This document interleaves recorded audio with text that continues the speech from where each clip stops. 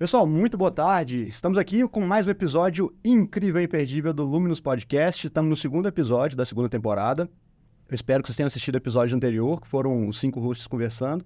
E a gente vai falar hoje aqui de... Vamos falar de psicologia, vamos falar de filosofia, vamos falar de cultura, de sociedade, de espiritualidade. Nosso convidado de hoje é incrível. Mas antes disso, eu vou aqui apresentar o meu querido host, meu colega... Boa tarde, pessoal. Arthur Russo. Beleza?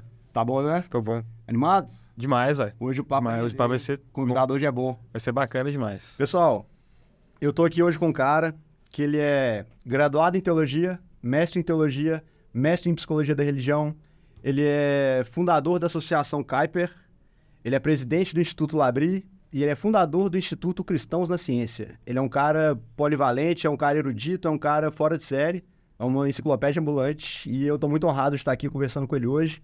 Muito obrigado por ter vindo aqui hoje falar com a gente, Guilherme de Carvalho. Muito obrigado, Arthur. Muito obrigado, Marcos, pelo convite. É um prazer estar aqui com vocês. E eu espero que essa conversa seja de fritar a cabeça mesmo. É isso que a gente não esperamos nada menos do que isso. Né? Minha formação é Ciências da Religião. A graduação? Não, o segundo mestrado. Ciência da Religião. Não foi Psicologia da Religião. Isso. E você está doutorando também, não tá? Estou fazendo doutorado. Isso. Na área de Teologia Moral na Universidade Teológica de Kampen, na Holanda. Entendi. E você também tem interesse grande pela área da psicologia, comportamento humano de forma geral. Como é que você chegou nessa área? Não, então, eu cheguei nisso, na verdade, pelas demandas do trabalho religioso mesmo, né? No contexto da igreja, a gente precisa lidar com as questões das pessoas. E muita gente não sabe disso, mas o ministro religioso era chamado antigamente de cura d'almas, né? Esse era o nome dado. O padre era o cura. Então, esse título era empregado. O trabalho religioso envolve ajudar as pessoas nas suas questões internas e de relacionamentos. Então, acabou que eu também, como líder religioso, fui para isso, né? Para estudar um pouco de psicologia e até para saber, em muitos momentos, como encaminhar as pessoas. Quando aquilo sai fora do nosso expertise, você precisa de enviar para o especialista. Então, todo pastor, todo padre precisa estudar um pouco de psicologia. Mas isso acabou virando realmente um interesse um pouco maior para mim, por causa da constatação de que nós vivemos num mundo que foi parcialmente moldado pela psicologia moderna.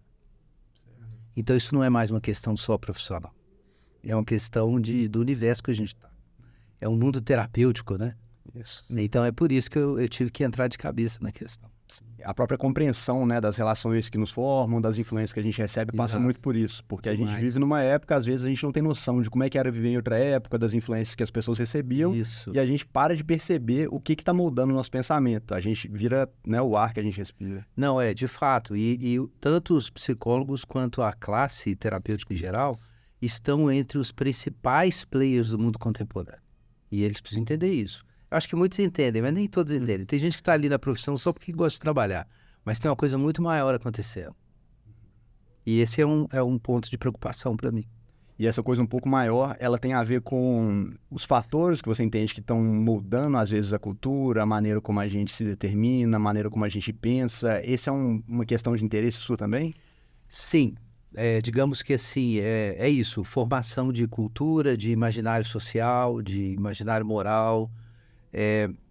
Não são todas as profissões que têm esse grau de impacto, né? Em muitas áreas você tem trabalhos importantíssimos que influenciam a tomada de decisões, o uso de recurso, mas a psicologia influencia no imaginário.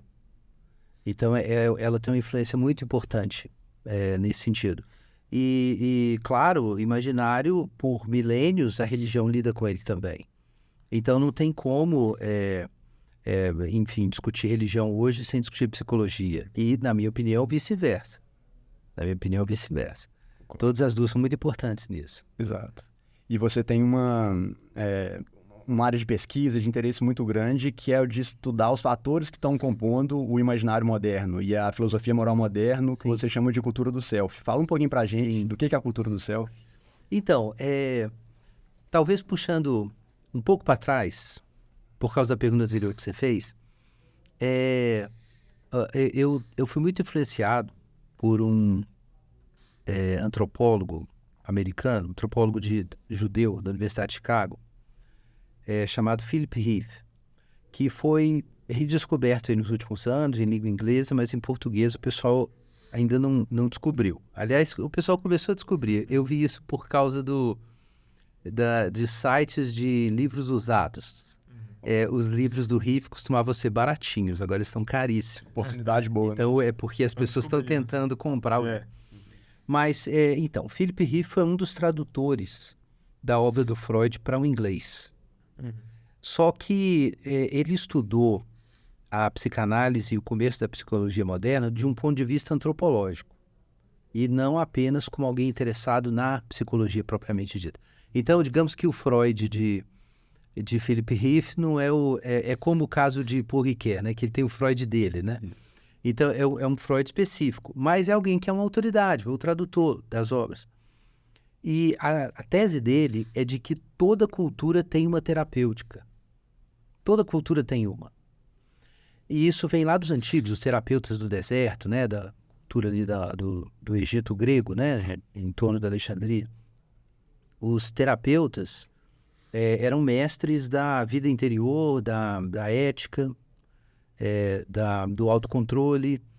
E toda sociedade tem alguma classe que faz isso, que faz a mediação ou ensina as pessoas a fazer a mediação entre as demandas do coletivo e a sua vida interior. Porque tem demandas coletivas da religião, dos deuses, da cidade, do império, seja como for. Então, os terapeutas são aquelas pessoas que fazem essa mediação. E toda cultura tem essa classe. O terapeuta funcionaria, então, mais que como uma profissão, como é visto hoje, né? Ele é um papel social, É um esse é um papel fundamental. É um sacerdócio. Ele sempre foi assim. A cultura que criou um sacerdócio que não tem nome de sacerdócio foi a nossa. E a psicologia. Ela tem precisamente essa função. E não por acaso, e aí vem uma discussão ampla do Philip Heath com alguns do ciclo, com ideias de alguns do ciclo de Freud. O Freud era um judeu que se via como um novo Moisés, em vários aspectos.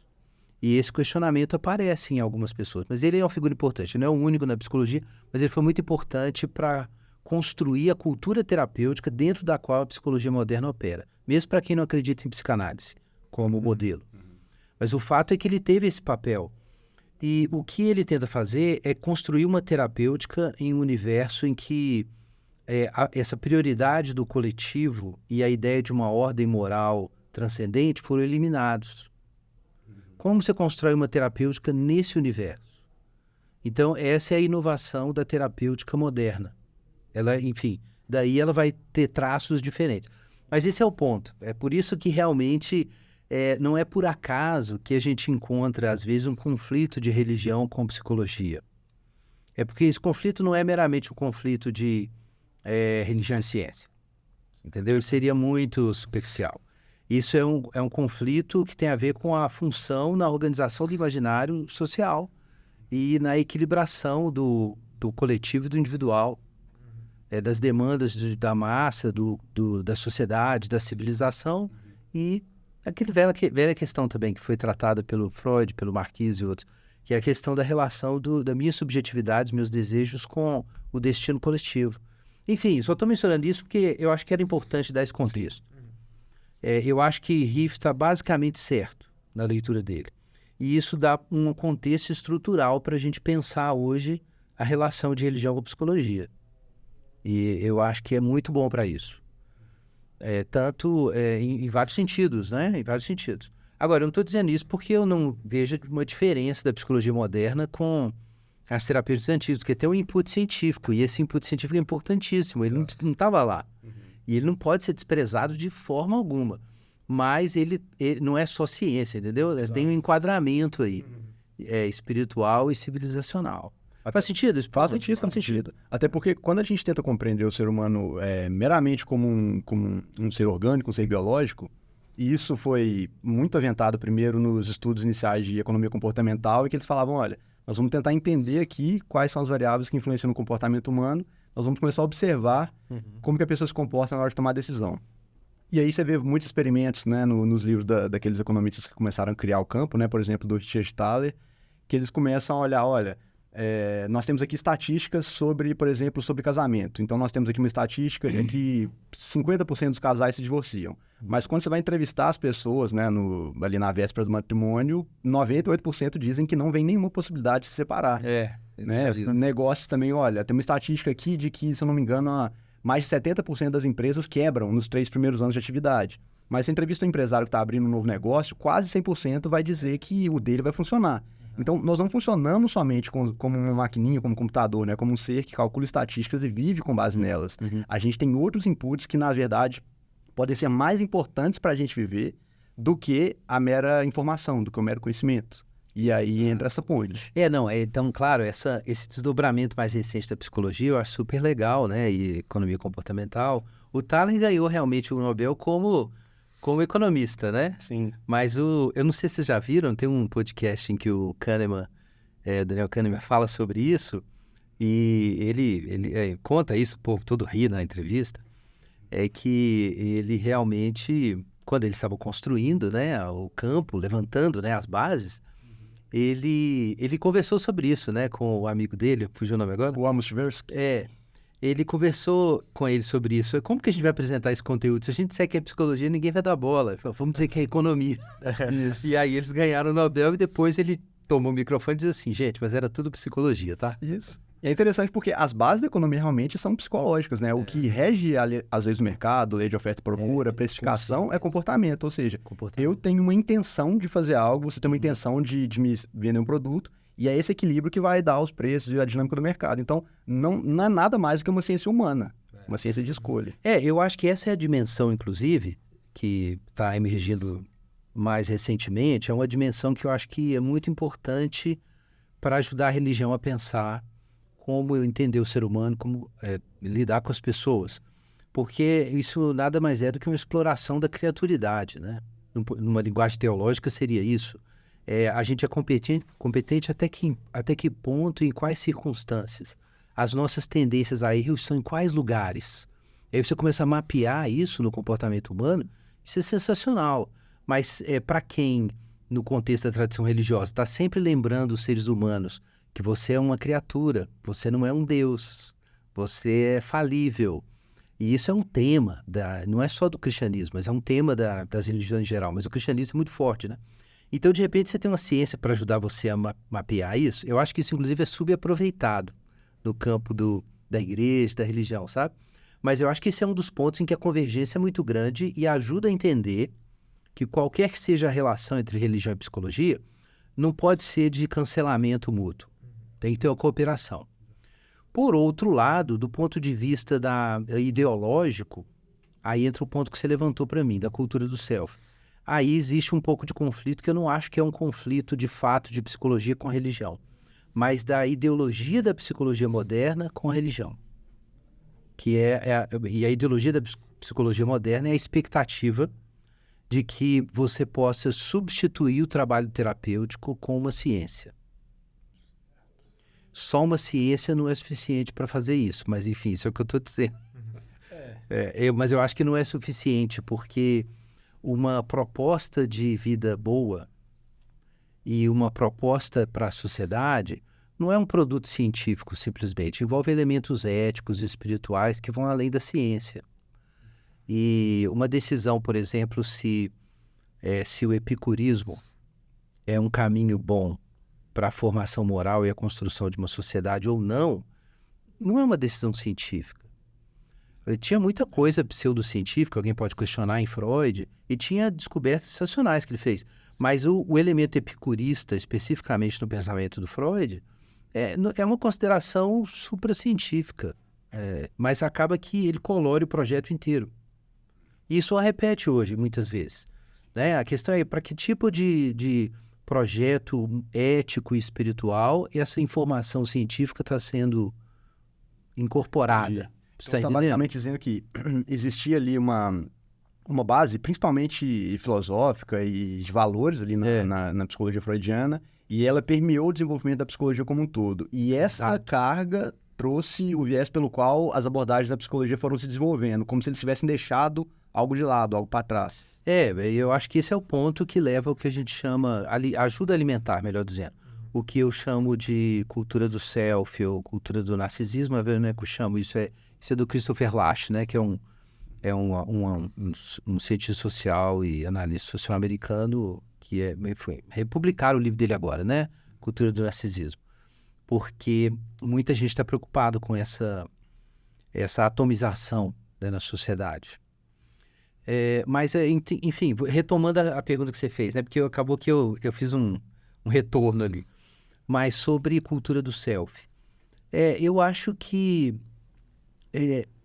de algum modo, a gente vive num estilo de sociedade, ela tem uma arquitetura que alimenta a atomização social. Isso significa que cada indivíduo fica mais descolado de instituições, de comunidade, de outras pessoas. Isso é um processo de alienação, na verdade, e fica mais autoabsorvido. E a gente tem vários, nessa arquitetura geral da nossa sociedade, tem vários instrumentos ali, instituições e soluções que alimentam esse tipo de tendência.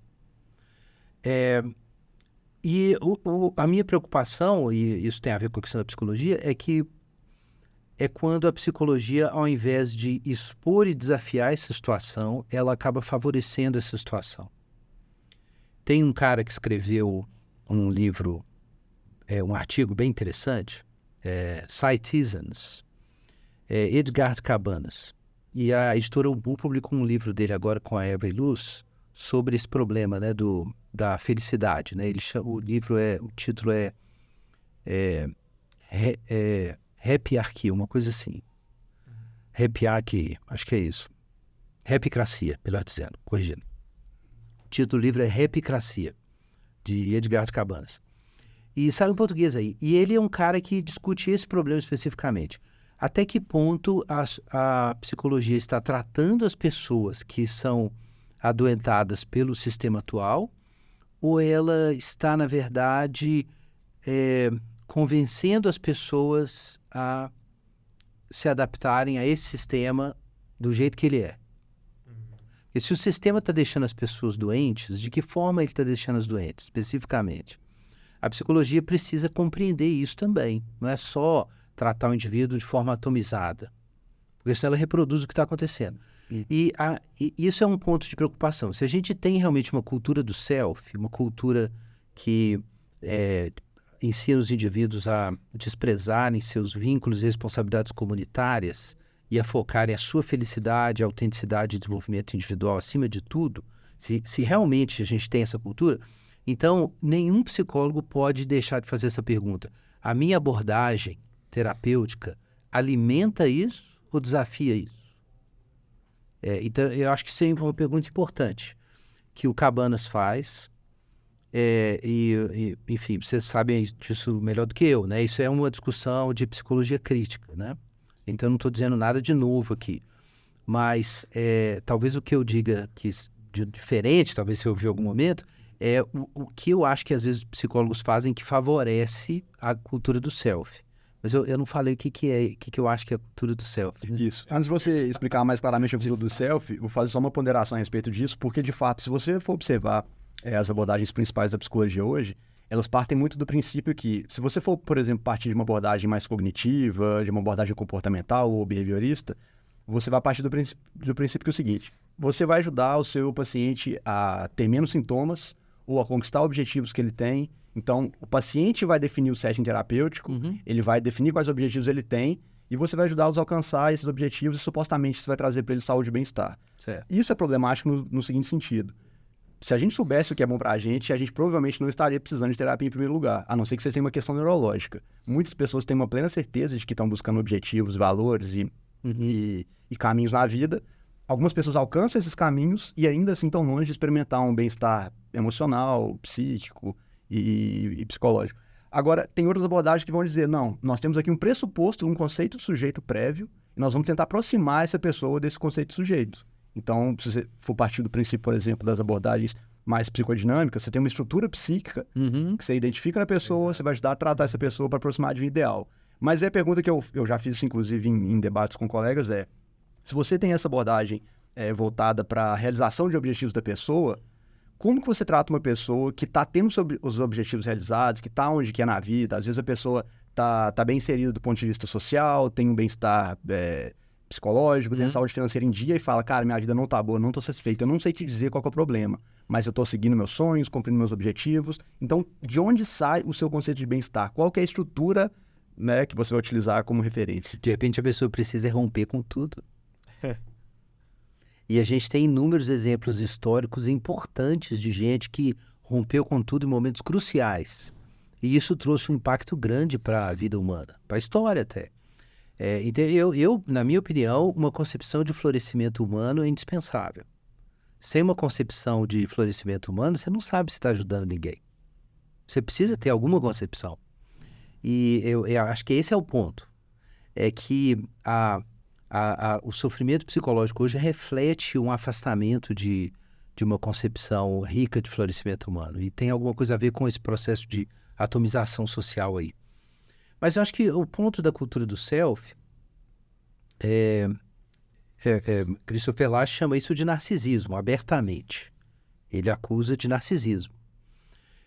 O ponto é você ter uma concepção ética, uma concepção ética e espiritual, não é uma questão científica, simplesmente. Não é também só psicologia popular. Mas é uma concepção ética que estabelece o bem-estar individual e a autenticidade como hiperbens. E eu estou usando a linguagem de Charles Taylor. Ele tem um livro que eu acho que todo mundo devia ler, minha opinião, é um tratado de filosofia moral, chama As Fontes do Self. E ele era professor de psicologia moral, de filosofia moral em Oxford, quando ele escreveu esse livro, depois ele voltou para o Canadá. Mas nesse livro ele coloca um ponto que outros pensadores, como Alasdair MacIntyre, levantaram, ou Paul Ricoeur, que a identidade é uma questão narrativa, né? Você não é tudo que você é agora. Você está distribuído no tempo e no processo das suas escolhas e da releitura do que você viveu antes, e você vai fazendo esse tecido, né? Então você é narrativo. Mas o ponto focal para você fazer a leitura do que você era, do que você quer agora e de onde você vai chegar, é um ponto futuro. Mas esse ponto futuro não é futuro temporalmente apenas, é futuro do ponto de vista valorativo. É a sua ideia de sumo bem.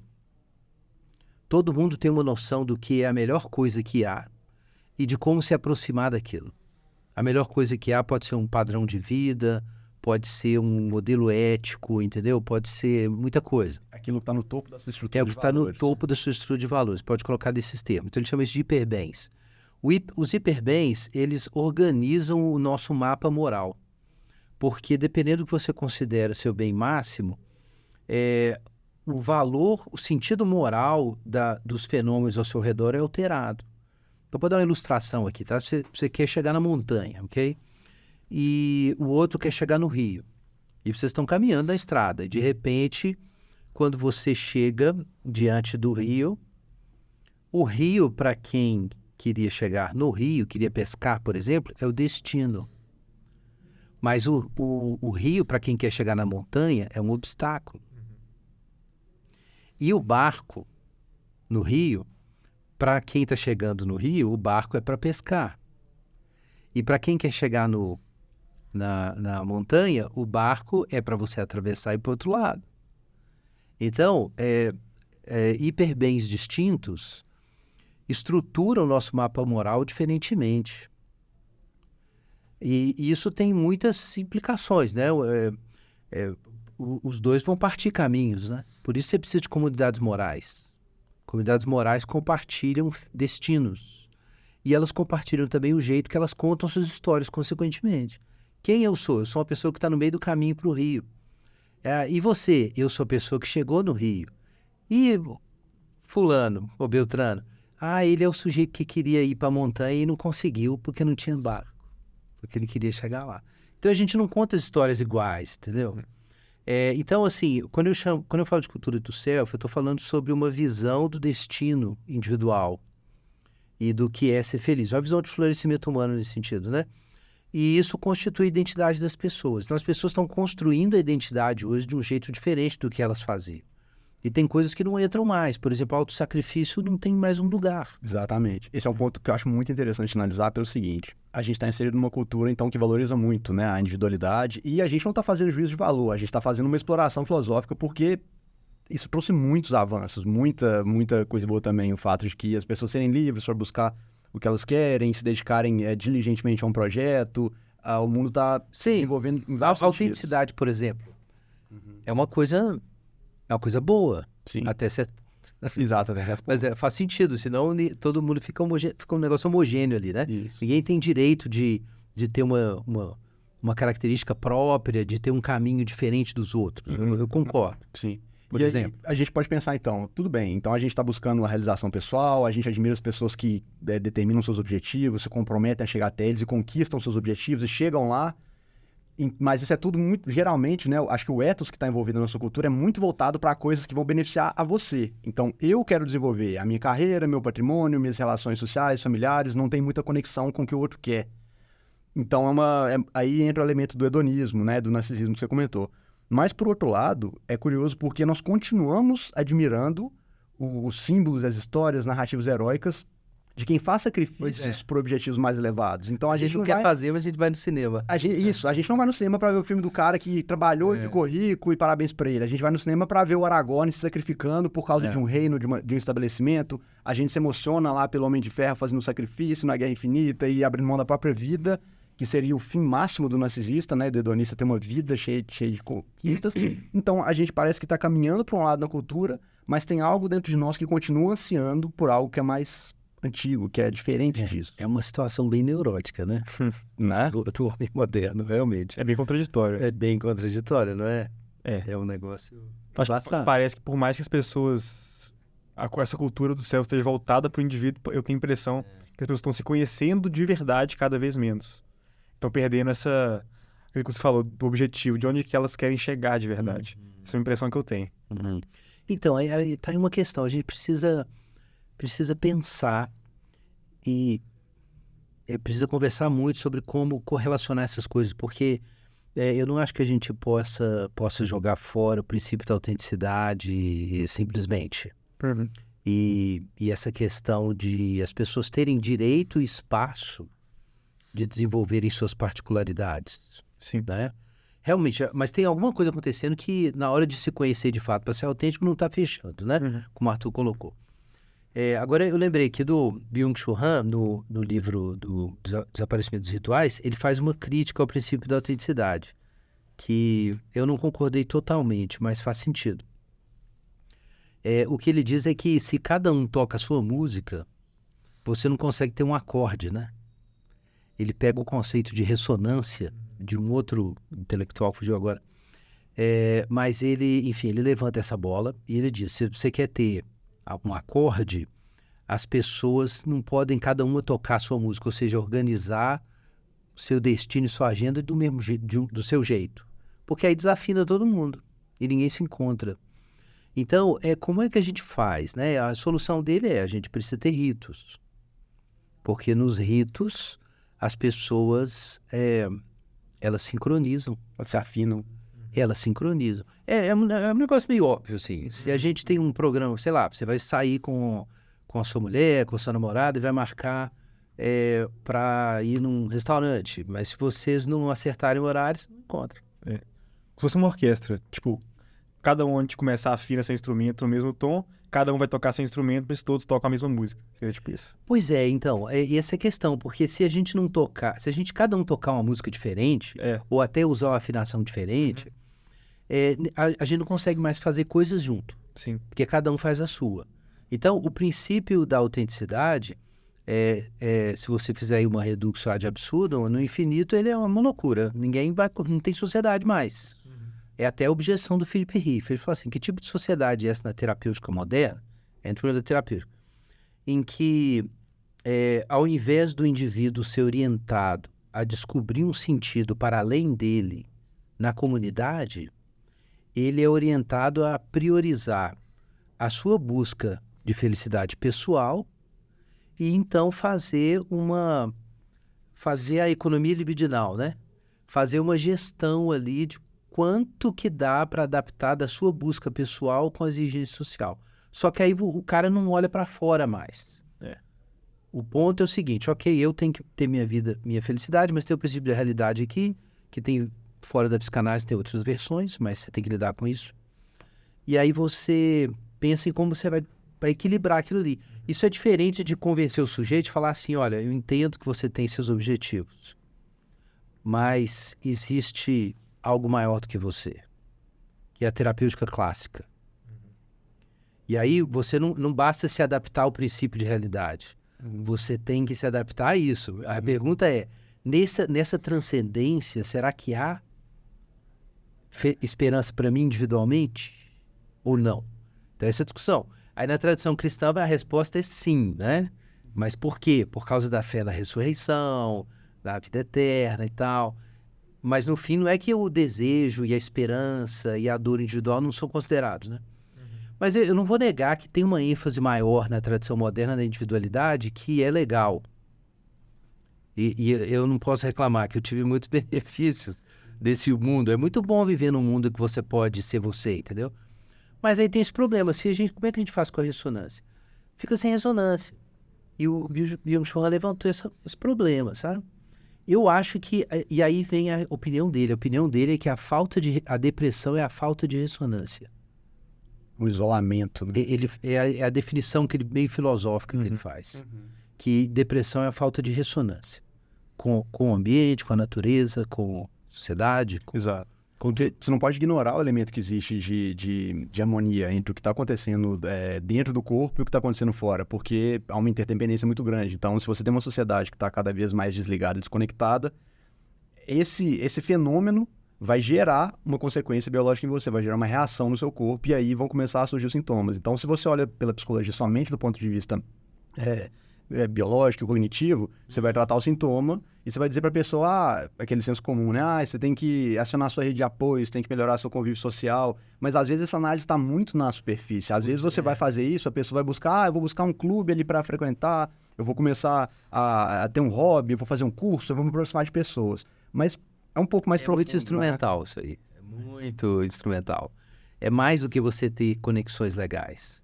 E conexões significativas não são só conexões que trazem alta retribuição emocional. Embora tenha que ter alta retribuição também, se você pode. Mas é mais do que isso. É mais do que isso. Uma mãe, por exemplo, que está muito focada ali, cuidando do filho, ela não tem uma alta retribuição emocional. Mas é um processo mais intenso que está acontecendo ali, né? De conexão com o mundo, de vocação, de propósito. Então, não é só, eu preciso ter relações sociais. A questão é, existe um valor para além de mim? Alguma coisa realmente maior que vale a pena? Porque se você acha isso, você é imediatamente capturado. É um processo...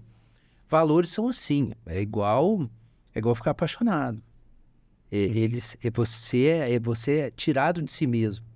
Automaticamente, quando você encontra um negócio apaixonante e grande, ele te leva, te carrega. Então, esse tipo de conexão não dá para tratar num nível tão epicurista. Tipo assim, vamos medir aqui, você precisa de uma dose de relações sociais para... Entendeu? Você resume a necessidade humana de contato humano como algo terapêutico, né? É algo que você tem que ter um motivo, um sentido maior pelo qual você vai desenvolver aquelas conexões. E aí sim, elas talvez... Aí está a diferença da terapêutica moderna para a antiga. É que a terapêutica antiga ia dizer, existe algo para além de você. A terapêutica moderna vai dizer assim, ok, quais ingredientes a gente vai colocar aqui para você se desenvolver? Tem as relações sociais. Então vamos... É isso que eu colocou. É um ingrediente numa receita. A ordem do processo é diferente. Essa é a preocupação do Riff. A interrogação dele é sustentável uma civilização assim? É sustentável isso? Construir o imaginário moral e treinar eticamente indivíduos nesse padrão?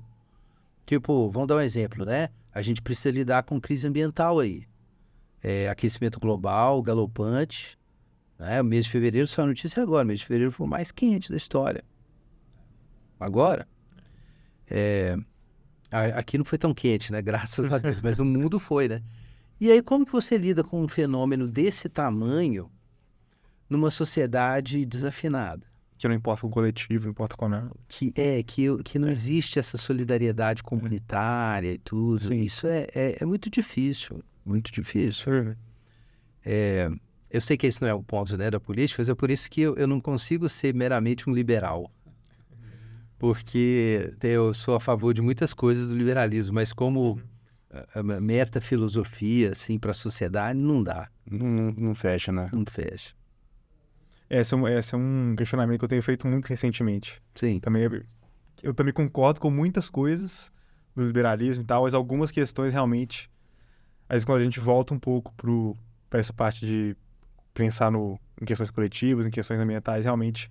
não é? Mas eu acho que o liberalismo não foge tanto assim disso, porque eu acho que existe uma consciência individual, mas ela pode existir uma consciência coletiva dentro do liberalismo também. Não, existe. Sim, existe, entendeu? Tanto que existe o liberalismo mais progressista, né? Que, na verdade, na minha opinião, não resolve muita coisa. Mas, enfim, existe como discurso, né? Com uma preocupação social, né? Com, tipo, John Rawls ali. Você tem essas soluções. Mas o que eu acho, assim, que o tempo mostrou, isso aí é minha opinião de teólogo, né? Que talvez não conte muito por isso. Mas o que eu acho que o tempo mostrou é que o liberalismo funciona bem numa sociedade que tem uma série de consensos éticos, Sim. cuja origem não é o liberalismo. Honestamente, falando, de onde que vem? É do cristianismo. E aí você tem uma sociedade que tem uma série de consensos éticos, aí você vem com o elemento liberal, o negócio roda. Mas na medida em que você dissolve esses consensos éticos, vira um treco predatório e insustentável. E, enfim, a gente tem exemplos disso, né? É até uma discussão aí, pega um cara tipo o Francis Fukuyama, por exemplo, que escreveu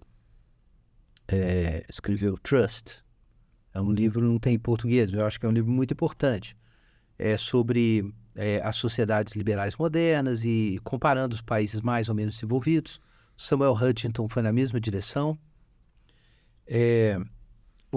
Eles vão mostrar que os países onde você tem uma ética cristã ou protestante ou equivalente em alguns aspectos morais, como a ética do confucionismo, por exemplo, quando você vem com a lógica do capitalismo, ela roda muito bem. Sim. Quando você não tem essa base moral, o negócio não roda. Sim. Pensando até em alguns países da Ásia, que tem uma base, não cristã, mas a base religiosa deles, com uma economia liberal, por exemplo, Taiwan, por exemplo, que desenvolveu muito nos últimos 30 anos e a sociedade continua bem... Confucionismo. Exatamente. Confucionismo e uma sociedade um pouco mais coletiva, entendeu? Exatamente. Então, é a combinação de elementos. No caso de alguns, você tem um input cristão bem forte também, tipo Coreia, né? Mas realmente é o confucionismo. Então, assim, existem imaginários morais e culturas de virtude que favorecem certas filosofias políticas. Quando você vem com outro, você vem com a democracia liberal para o Oriente Médio. Não funciona. O pessoal tentou fazer isso agora, derrubaram Saddam Hussein, aí falaram, vamos trazer a democracia. Esse era o discurso, trazer a democracia para o Oriente Médio. O que veio foi o Estado Islâmico.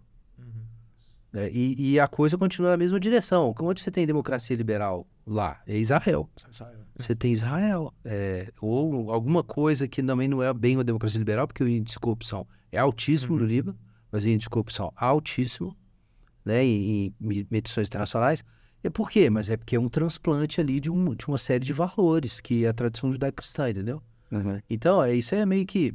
eu mencionei outro dia lá numa mensagem, lá na igreja, tem gente que quando a gente fala isso não sabe das informações, mas existe uma pesquisa internacional, chama World Value Survey, o pessoal chama de telescópio Hubble da pesquisa social. Ela está na 7ª onda, tem 40 anos que ela faz uma pesquisa global de valores. Ela é a maior pesquisa longitudinal. A maior pesquisa do mundo. Psicologia social. Até hoje. É a padrão, a pesquisa padrão.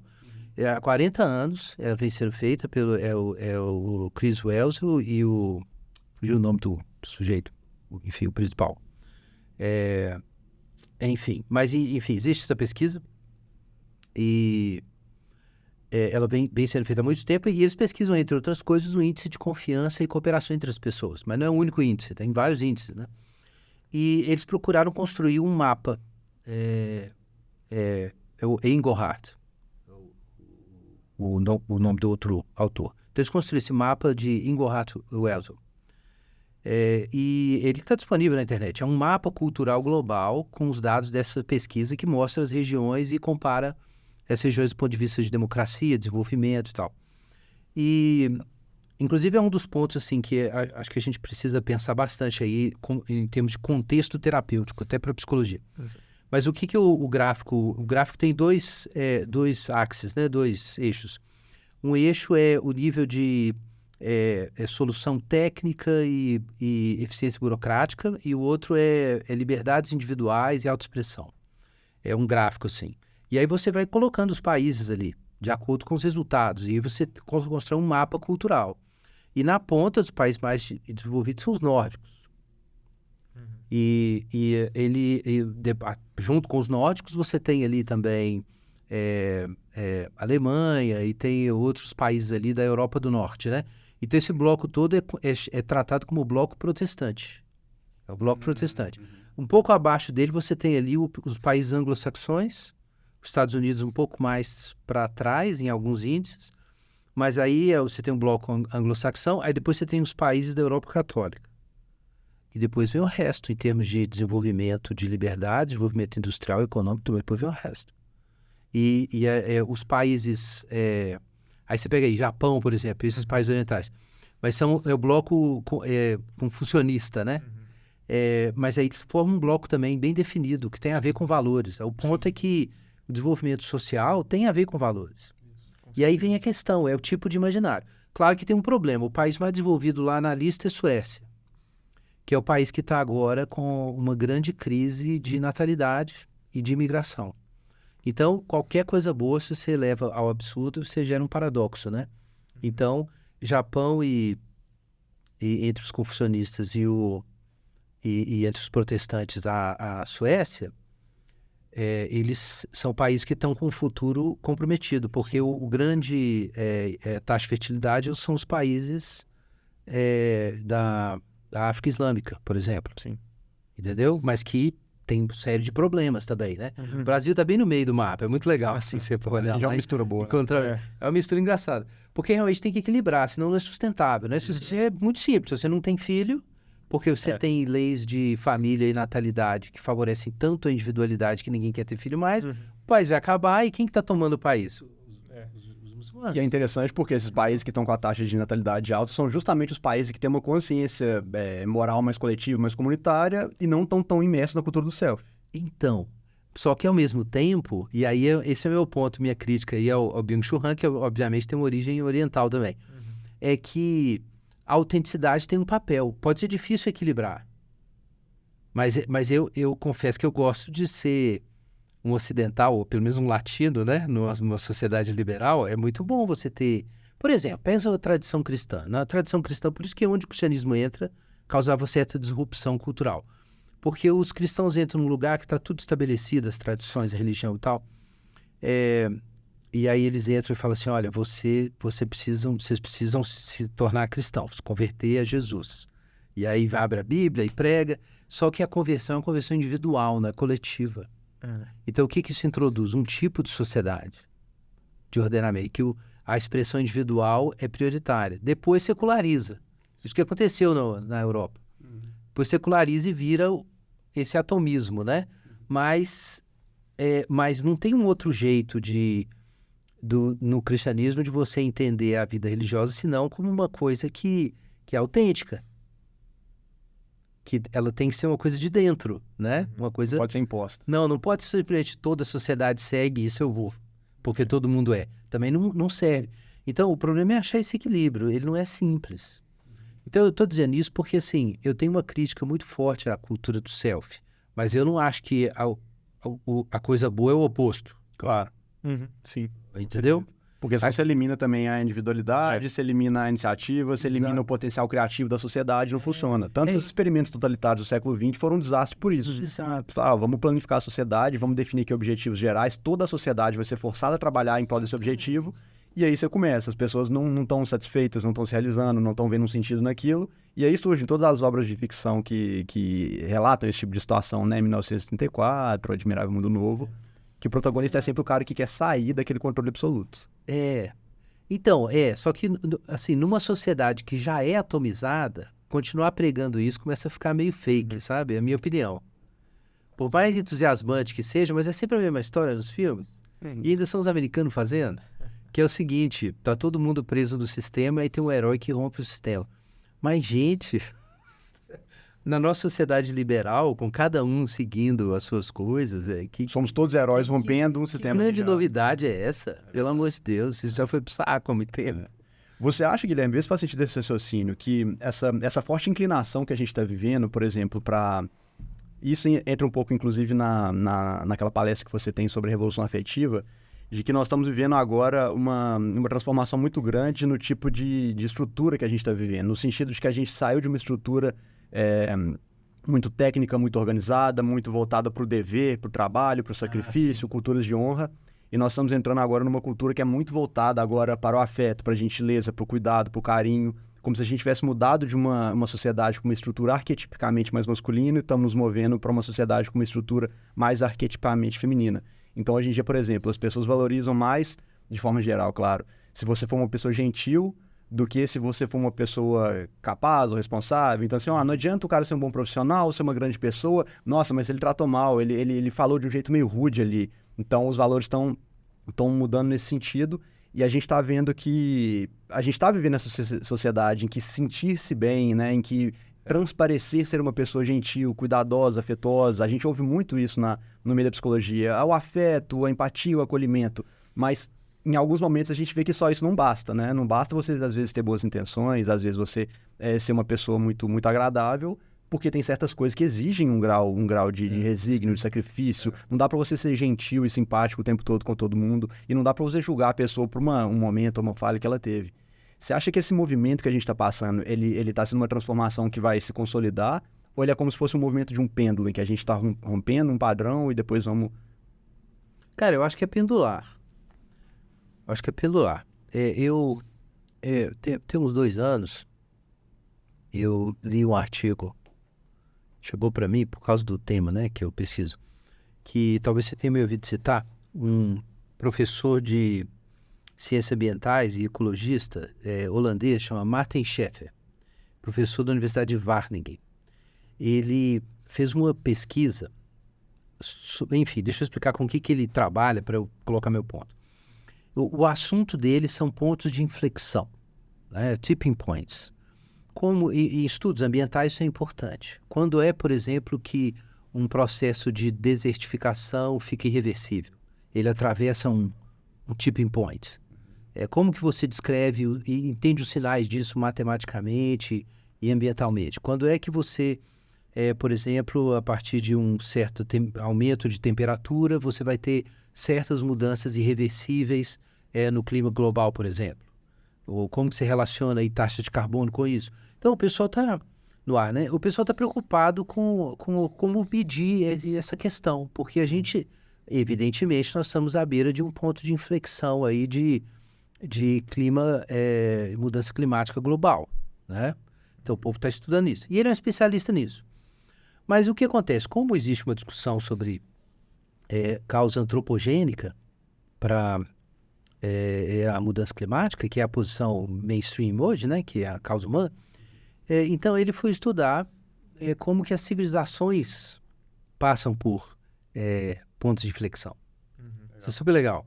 E aí ele foi estudar isso, como é que uma civilização cresce e entra em colapso, quando ela entra em colapso, e fez um gráfico sobre isso. E ele resolveu estudar alguns aspectos da cultura nossa atual. E o palpite dele e com base até nessas discussões sobre modernidade e pós-modernidade, é que a gente teria vivido essa transição aí da razão para a emoção. Então ele resolveu fazer uma pesquisa usando o Google Ngram e as bases de textos digitalizados do New York Times, que é coisa que retrocede até 1840, 50, trem assim, talvez antes. Mas enfim, é muita coisa, milhões de textos, artigos, livros digitalizados. Ele foi fazer uma pesquisa de palavras, de vocabulário, pesquisa gramatical. Juntou com 2 cientistas holandeses lá. E eu esqueci o título do artigo agora. Mas Martin Scheffer. E ele fez essa investigação e ele descobriu que nos anos 80, até os anos 80, a frequência de palavras associadas com emoções e individualidade estava em redução. E a frequência de palavras relacionadas com coletividade e racionalidade vinham subindo. Quando chega ali nos anos 80, estabiliza. Final dos anos 70 e início dos anos 80. E aí, logo depois, inverte. E aí, dos 90 para frente, as palavras relacionadas com racionalidade e coletividade começam a descer. Individualidade e emoções começam a subir. E tem um booster shot lá por volta de 2007, que provavelmente está associado com smartphone e mídias sociais, e o negócio dá um outro salto com os pronomes no singular, superando os pronomes do plural em 7 línguas diferentes. Então, acontece que um cara como o Gilles Lipovetsky, que é o filósofo, já dizia, ó, por volta dos anos 70, nós tivemos a segunda revolução individualista. Ele dizia isso, que a primeira foi lá atrás, né? As revoluções burguesas. E o Riff escreveu em 66 O Triunfo da Terapêutica, anunciando exatamente isso. Depois, em 68, você tem a Revolução, as revoluções das universidades. Nos anos 70, isso vai pulverizando. Nos anos 80, começa a mexer com a cultura. E aí você tem essa virada. E aí a interpretação do chefe é o seguinte: mudanças desse tamanho, que ele associa exatamente com isso, com... Enfim, eu sei que isso é controverso, né? Com os dois lados do cérebro e tal. Enfim, mas ele pega essa ideia e ele diz assim, que a gente passou por um ponto de inflexão. E provavelmente não tem uma reversão. Você não tem uma política pública para você reverter isso. É isso ali.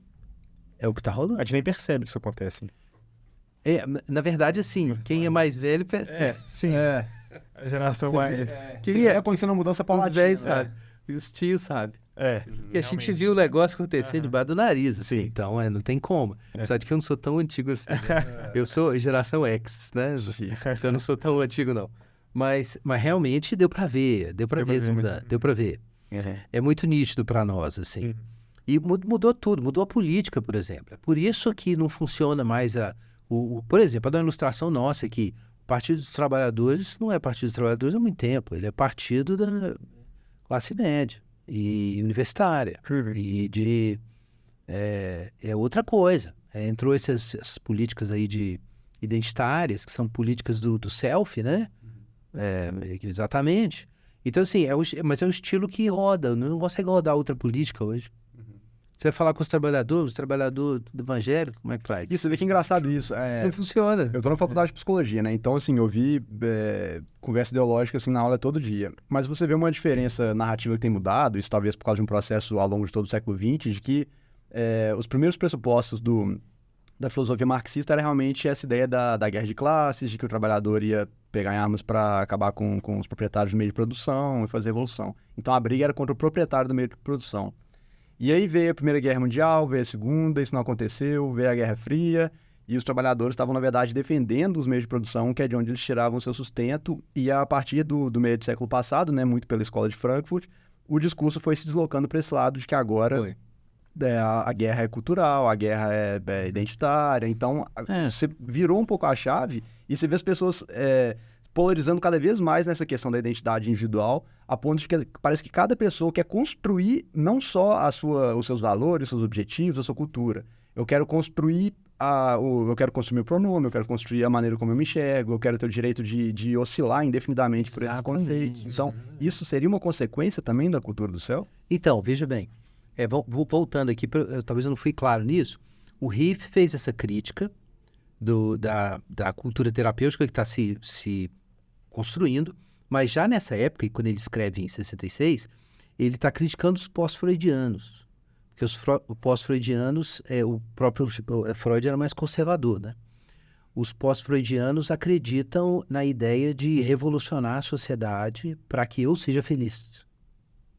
Entendi. E aí, entre os pós-freudianos, ele vai incluir Herbert Marcuse e a associação que ele faz de psicanálise com o marxismo. Isso é muito importante para que a escola de Frankfurt consolide essa solução Quer dizer, a revolução também tem que ser uma revolução da sexualidade e dos afetos.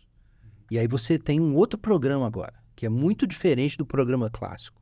Por mais que houvesse quem defendesse uma liberação sexual no marxismo clássico, mas não era o tipo de programa que surgiu aí dos anos 60 em diante.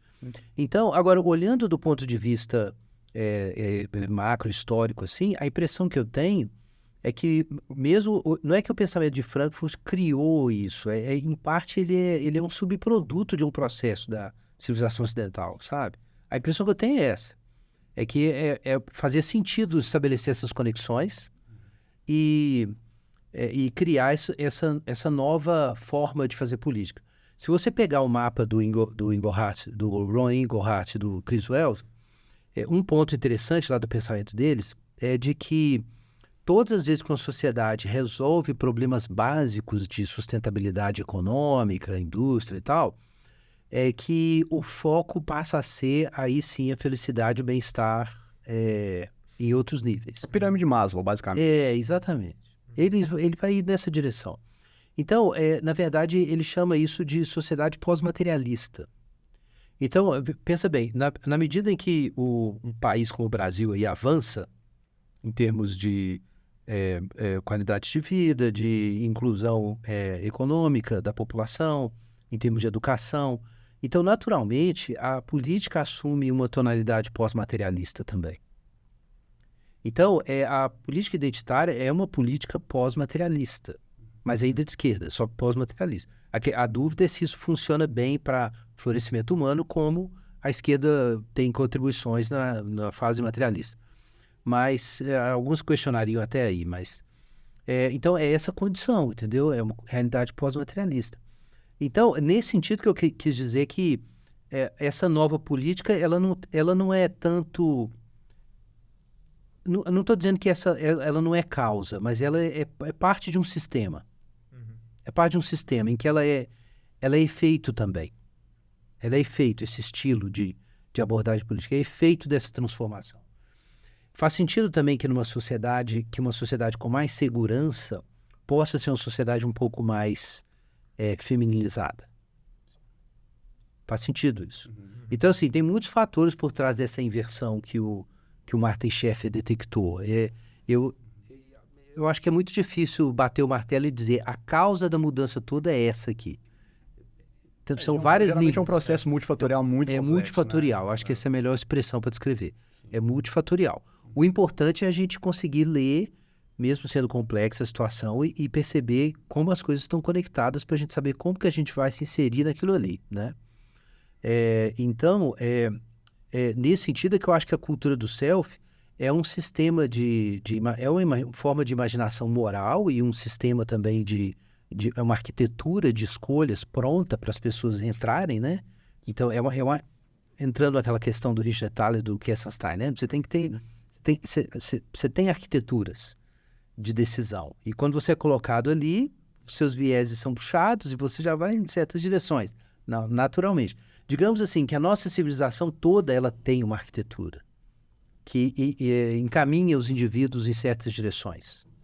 É como se houvesse uma superestrutura psíquica, então, que está para além desse movimento psíquico individual que é tratado geralmente na psicologia como ciência. Exatamente. Existe um processo maior e meio que a gente é levado nesse processo. A não ser que você construa uma espécie de contramedidas intencionais, que é um partido, é uma comunidade, é uma religião que se opõe, é um projeto público e coletivo diferente. É o único jeito de você oferecer um contraponto. Eu acho que é o único jeito de oferecer um contraponto. Eu acho que a gente saiu do ponto principal, mas é que eu achei que era importante esclarecer que eu não culparia o marxismo cultural tal, por uma série de problemas que a gente tem hoje. Eu acho que é um desdobramento bem maior, sabe? Na minha opinião. Mas naquela questão que você falou do masculino e feminino, eu acho que é isso, sabe? Que a gente teve uma mudança pendular. Ele até fala que ela é pendular. Ele usa essa linguagem. E que vai demorar bastante tempo para retornar a isso. A não ser, aí meu pitaco, a não ser que a gente veja alguma crise civilizacional de larga escala que force um retorno rápido desse pêndulo, que não é necessariamente bom também não. Mas, por exemplo, uma guerra em escala global.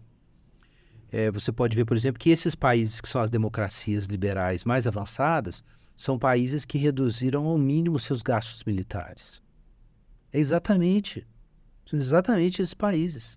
E agora, com a ameaça do Putin e da China atrás dele, está todo mundo preocupado com o que vai fazer, porque ninguém se preparou. Esse é o transfundo das críticas dos Estados Unidos, a falta de investimento desses países para produzir armamento. Então é o seguinte, você chega num limite, porque o problema é que não dá para lidar com todas as realidades do mundo só com enfim, com esses traços, né, que você descreveu assim, arquetipicamente masculinos, ou só com os traços arquetipicamente Tem que ser femininos, porque o mundo exige os dois. É o símbolo yin yang, é basicamente isso, né? Equilibrar os dois opostos e entender que existe um pedacinho de um oposto que faz parte, mas é muito difícil manter no grau de equilíbrio necessário, até porque ele é dinâmico, né? É muito difícil.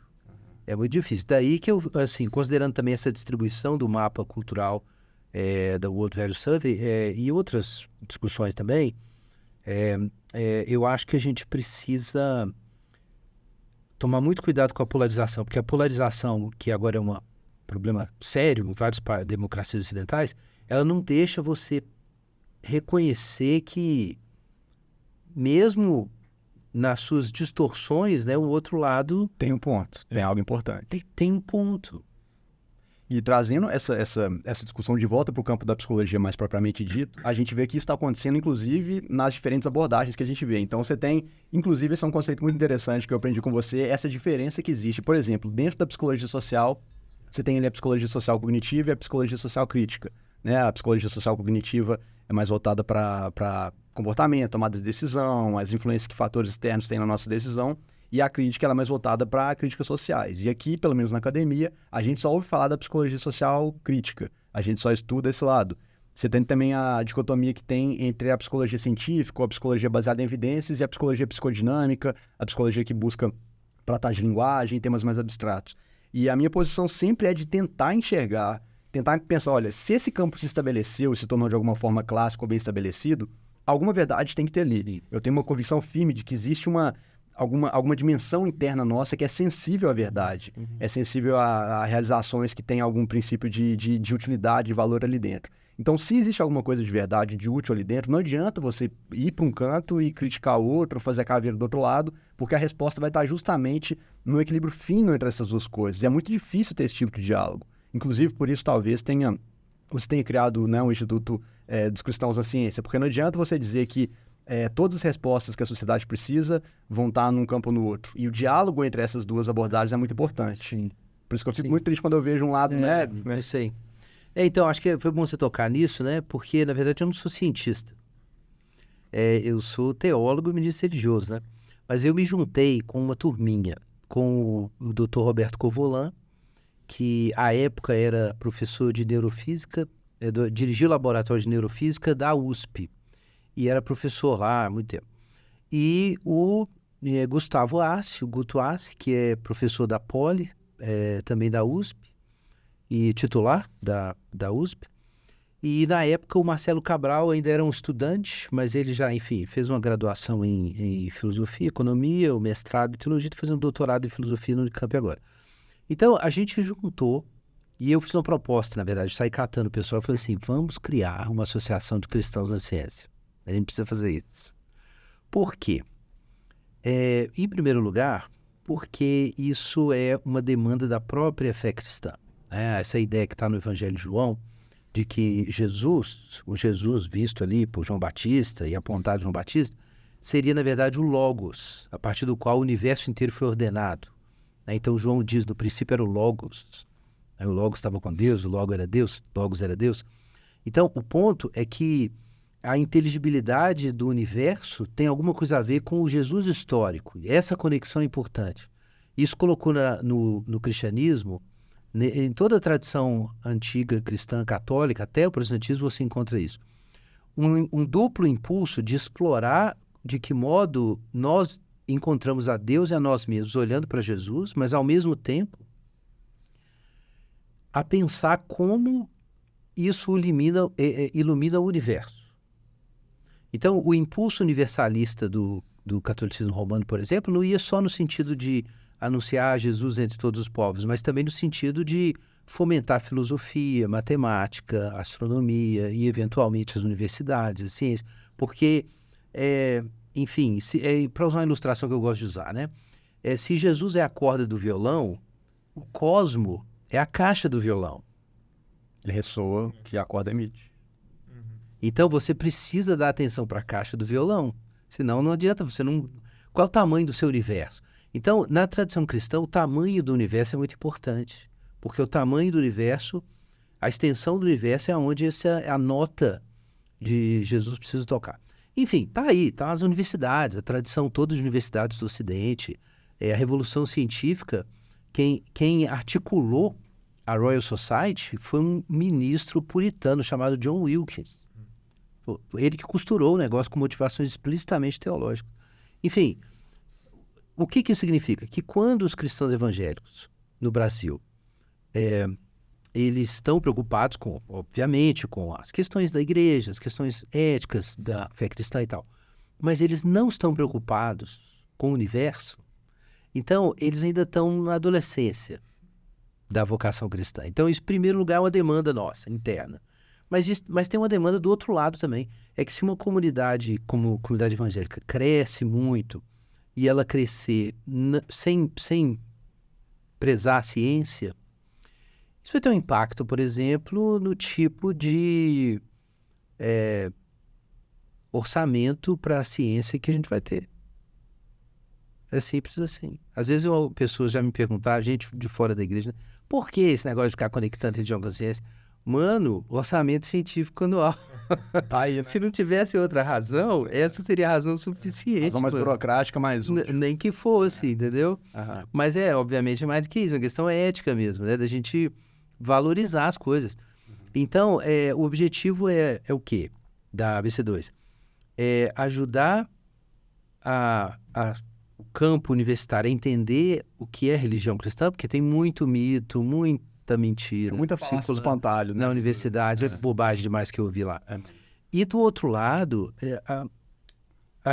a igreja e os cristãos entenderem que a ciência importa, que faz parte das coisas que a gente precisa cuidar. Tem que cuidar, tem que valorizar. São carreiras, assim, muito importantes, divinas, da linguagem teológica cristã.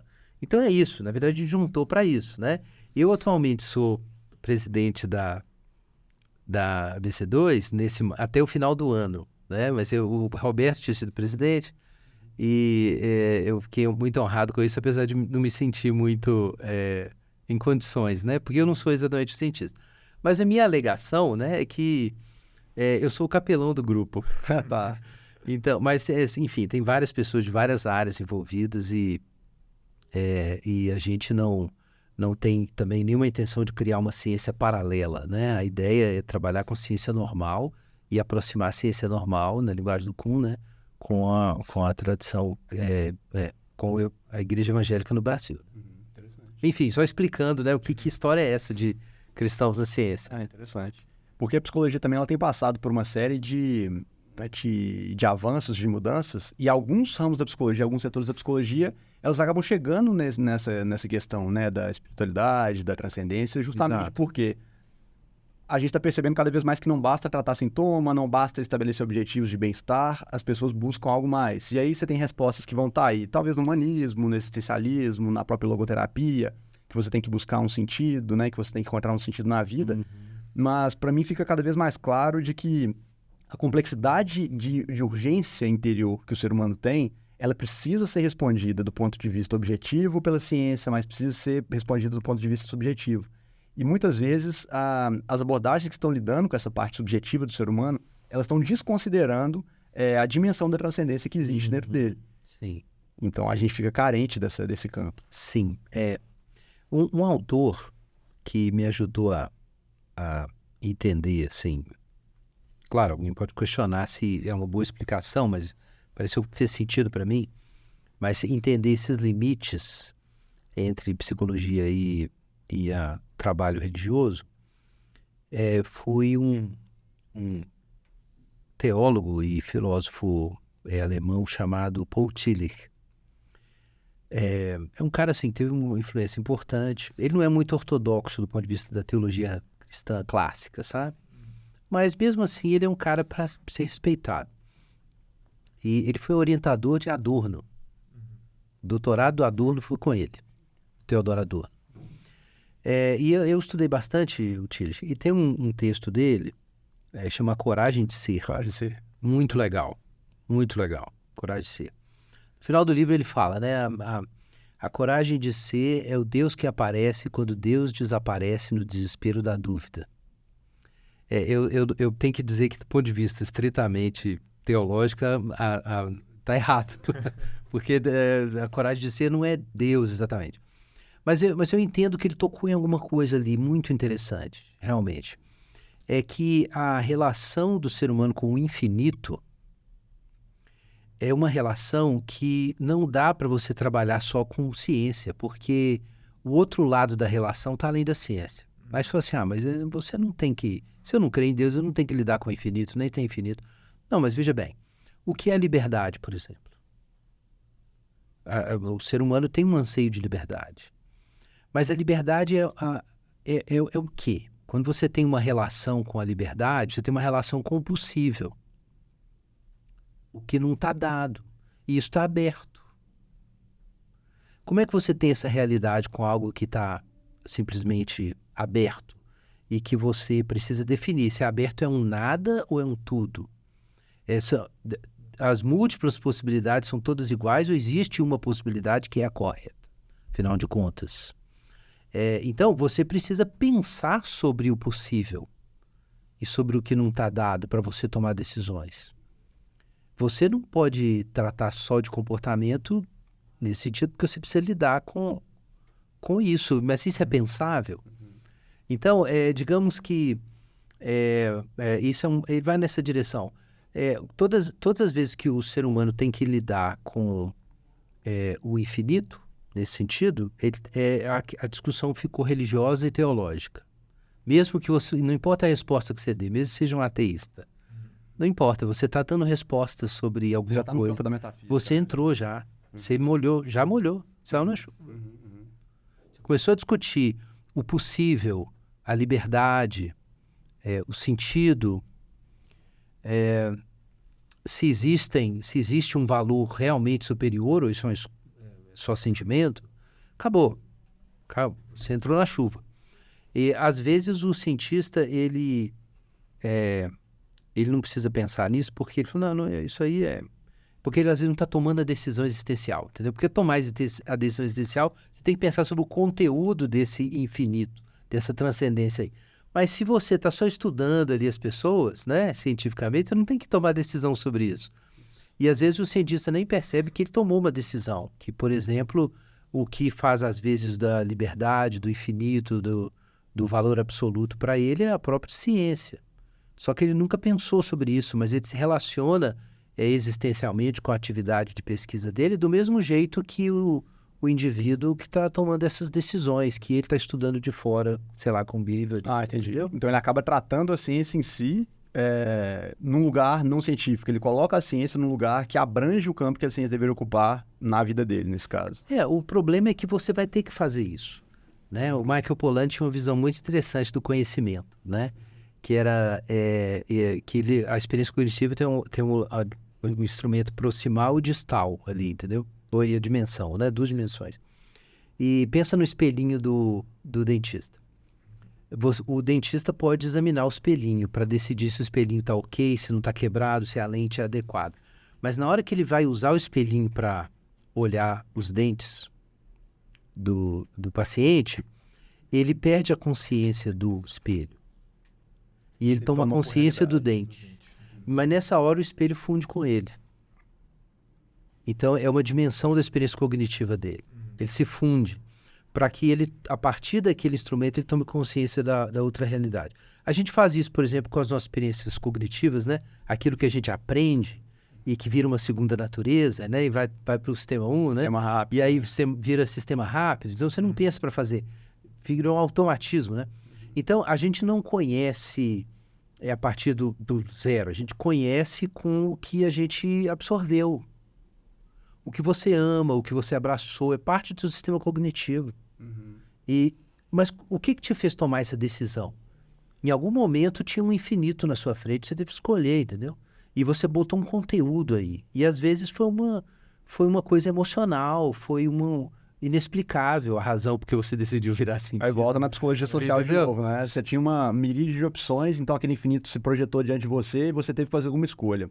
A infinidade de variáveis que influenciou no seu processo de tomada de decisão tem que ser examinado por campos diferentes, porque nem todas são redutíveis a variáveis quantitativas, imateriais e mensuráveis, que seria o campo científico. Existe também o campo emocional. É isso no processo de escolha. Mas é que quando a gente está escolhendo, seja motivado por várias razões, inclusive por questões subjetivas, você precisa conhecer e definir aquilo que é o bem que você escolheu. Então, isso é uma coisa interna, você está entendendo? Você pode tentar analisar as possíveis motivações, você mesmo ou outras pessoas, mas você precisou formar uma concepção. Você teve que usar a imaginação para formar uma concepção e você decidir se aquilo, ou entender, ou reconhecer se aquilo é o valor maior e aquilo que vale a pena, né? E existe essa experiência do ponto de vista externo e do ponto de vista interno, da valoração, né? Então, nesse sentido que eu disse, você acaba tendo que fazer isso. E isso é inescapável. Mesmo um acadêmico, um cientista, está fazendo isso o tempo inteiro. Isso está no seu corpo, digamos assim.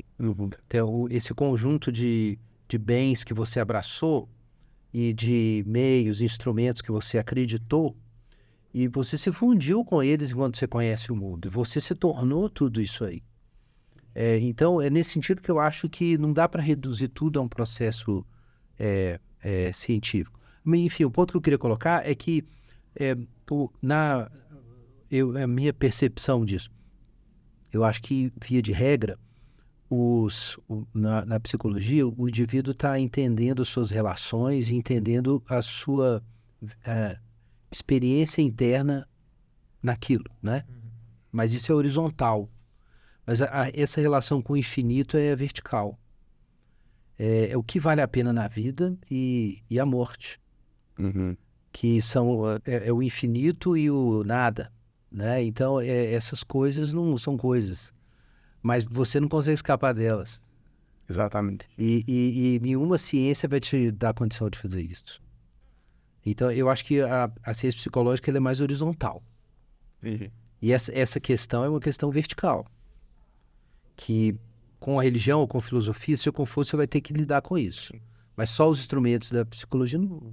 E a psicologia, ela reside justamente onde que está o ser humano nesse vértice. Ele está como se ele estivesse ali no centro da cruz, entre o eixo horizontal... Não, claro. Então, nesse sentido, não é que eu estou dizendo que o psicólogo não... Ele precisa conversar com a filosofia e com a teologia.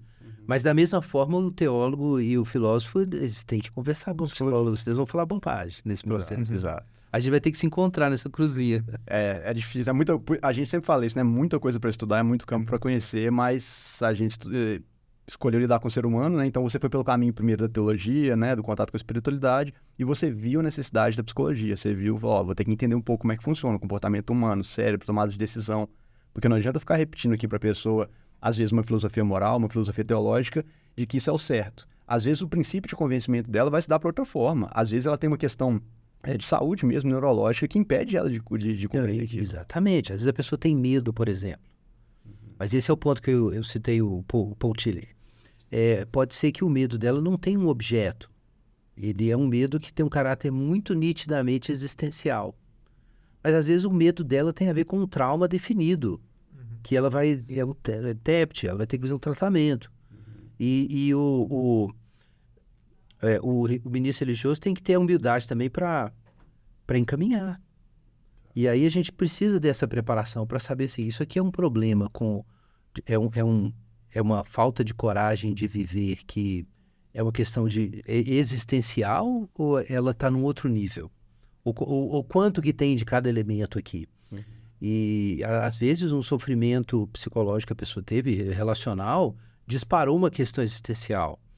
Mas, às vezes, está tudo bem, como você descreveu, está tudo certo nas relações da pessoa e, de repente, do nada, na verdade, o nada, Do nada, né? o meon, aparece na vida dela e ela fala, meu Deus, está tudo errado. O que está errado? Uma questão de valoração, a questão do infinito. Isso. E aí é mais do que o recurso do psicólogo. Uhum. O cara vai ter que, sei lá, vai ter que ler Sócrates, Platão. Aprender a se questionar, né? Aí são outras coisas. Exato. Por isso que é importante aproximar esses campos, né? E conversar mais. Eu acho que é o maior desafio hoje. Porque nós temos hoje duas grandes terapêuticas. Uma terapêutica milenar, que é a terapêutica cristã, e a terapêutica científica moderna. E todas as duas estão formando os imaginários. Mas elas não conseguem conversar. Pois é. Você que tem interesse nesses dois campos, qual que você vê que é o maior ponto de conflito e dificuldade dessa aproximação acontecer? Eu acho que tem 2 pontos. Um ponto no campo religioso é o velho problema da relação com a ciência. Mas, enfim, é mais um problema nosso aqui, tá? Porque em outros contextos, na Europa mesmo, a gente começou a Cristãos da Ciência depois que eu fiz uns cursos no Instituto Faraday, que é um grupo de professores de Cambridge que organizou, ficava no St. Edmund's College, depois mudou. Aí eu fiz curso lá, conheci o pessoal e o líder de lá me ajudou, um médico até, um pesquisador da área médica, o Dennis Alexander, ele me ajudou no processo de começar Cristãos da Ciência aqui. Então lá é um pouco melhor, mas aqui é muito difícil isso. Muita gente tem medo de psicologia, tem medo, acha que não precisa, que você vai ler a Bíblia e tá as respostas todas lá. Mas tem do outro lado também uma incompreensão, aí na minha opinião, de que existe uma ideologia terapêutica, não é só ciência psicológica. Sim. E às vezes o choque da psicologia com o cristianismo, em alguns momentos, não é um choque de ciência com religião, é um choque da terapêutica moderna com a terapêutica cristã. Que está em outro nível. O Alvin Plantinga é um filósofo que escreveu um livro muito importante, editor da Universidade de Oxford, publicou sobre o conflito de religião e ciência. Where the Conflict Really Lies. Esse é o título. Onde está realmente o conflito? E nesse livro ele defendeu o seguinte. O Plantinga, para quem não sabe, ele foi professor, presidente da American Philosophical Society, e era um filósofo analítico cristão. Ele defendeu o seguinte, que existe um conflito de religião e ciência na superfície, do teísmo cristão, melhor dizendo, e da ciência na superfície, mas não na profundidade. E aí ele colocou o argumento dele lá, da compatibilidade. E aí ele argumenta, por outro lado, que existe uma convergência superficial do naturalismo científico com a ciência, mas que na profundidade estão em conflito. E isso tem a ver com um argumento que ele defendeu de que num universo naturalista e com um processo de seleção natural completamente, enfim, não guiado por nada, sem propósito nenhum e tudo mais, não tem nenhuma razão para a gente acreditar que no final desse processo evolutivo, no ponto que a gente está agora, no final para nós, né, que a gente tenha conhecimento real da realidade. De repente, todas as nossas experiências cognitivas, elas são as mais adequadas para a gente sobreviver. Entendi. E mesmo a teoria da evolução. Talvez a teoria da evolução que a gente tem, quer dizer, mesmo paradoxal, mas enfim, é uma crítica filosófica, é o modelo que a gente criou porque ele serve para a gente simplesmente o mais... Ele é adaptativo. Então, a nossa cognição é adaptativa. É por isso que a gente tem esses tais modelos científicos do mundo e a gente acredita neles. É porque é adaptativo, mas dá para saber que a gente está conhecendo o mundo de fato. Para dizer que a gente está conhecendo o mundo de fato, tem que ter alguma realidade para além da matéria. Então, o ponto do Plantinga é que o naturalismo não pode ser verdade. Entendi. E tem outros caras que defendem a mesma coisa. Isso é uma derivaçãozinha do próprio kantismo, né? Da filosofia do kantiana, da impossibilidade de conhecimento da coisa em si. Então, dizer que ele era kantiano, ele não gostaria nem um pouco, Plantinga. Mas enfim, dá para fazer alguma conexão. Dá para fazer a conexão, sim. Mas por que eu estou mencionando isso? Eu acho que o modelo dele é interessante. Eu acho que no profundo, eu não acho que tem que haver e não acho que exista um conflito de psicologia e ciência. Mas na superfície existe. Só que esse conflito na superfície é um conflito de programas terapêuticos e não de ciência. É a concepção de florescimento humano que é a questão. As concepções de florescimento humano que dominam a psicologia hoje, por razões várias, eliminaram aspectos muito importantes, na minha opinião, da natureza humana e que a religião conserva há muito tempo. E isso gerou um conflito. Eu citei no início aí a questão do autossacrifício. Um exemplo, mas tem outros exemplos. Tem outros exemplos. A questão, por exemplo, da adesão religiosa. Vocês sabem que, por muito tempo, a adesão religiosa e a alta religiosidade, até por causa do Freud mesmo, foi visto como uma questão de neurose, né? E muitas vezes associada com fragilidade na saúde psicológica. Só que a evidência hoje de que a adesão religiosa está associada com a saúde mental superior é massiva. Exato. É massiva. Né? Então, um dos maiores especialistas no Brasil nisso é o Dr. Alexandre Moreira Almeida. Ele é até espírita, né? A gente até já debateu isso várias vezes. Ele é professor da Federal de Juiz de Fora, já publicou artigos aqui no exterior em revistas top assim, sobre isso. E a gente conversou sobre isso. No último encontro, conferência lá do CONUPES, o Congresso sobre religião, saúde, espiritualidade, saúde, melhor dizendo, lá em Juiz de Fora, ele me convidou, eu dei uma palestra lá no passado. Enfim, se você convidar um dia para ele falar sobre isso especificamente, você vê que não tem para onde correr. Certo. Tem um professor hoje, o Tyler Vanderville, professor de um centro que estuda florescimento humano na Universidade de Harvard, no departamento de epidemiologia. Ele é professor do departamento de epidemiologia. Mas ele dirige esse centro não sei se ainda dirige, mas de florescimento humano. E ele fez uma pesquisa durante a pandemia, entre outras pesquisas que ele fez. Uma pesquisa nacional para checar a saúde mental dos profissionais de saúde durante a pandemia. Especificamente, o que ele descobriu? Que os profissionais de saúde que pertenciam e praticavam a religião tiveram muito menos mortes por desespero, uso de drogas e vários outros problemas psicológicos em relação aos profissionais de saúde que não participavam de nenhuma religião, que estavam sozinhos. Brutal a diferença, brutal. Por quê? Ele é epidemiologista, entendeu? Desse ponto de vista, a carência de vínculos comunitários e prática religiosa expõe a patologias, entendeu? Aí tem, às vezes, pessoas que, enfim, falam sobre psicologia da religião e religião na internet, no Instagram, que às vezes fala assim, não existe prova de que tem uma relação entre crença religiosa, se o cara crê em Deus, a saúde mental dele é melhor. Não existe isso. Não existe. Como oração, vamos orar para curar o câncer. Não, evidentemente isso não existe. Eles estão reduzindo a religião a um... Então, mas qual que é a pobreza da coisa, né? Que o cara publica um artigo, ou cita um artigo que mostra isso como se fosse uma grande descoberta. Mas se você lê a carta de Tiago, o Tiago fala lá, se você crê em Deus, isso não faz diferença nenhuma, até o diabo crê. Tipo assim, isso não é novidade nenhuma. Prática. Então, assim, se trata de um conjunto de conexões.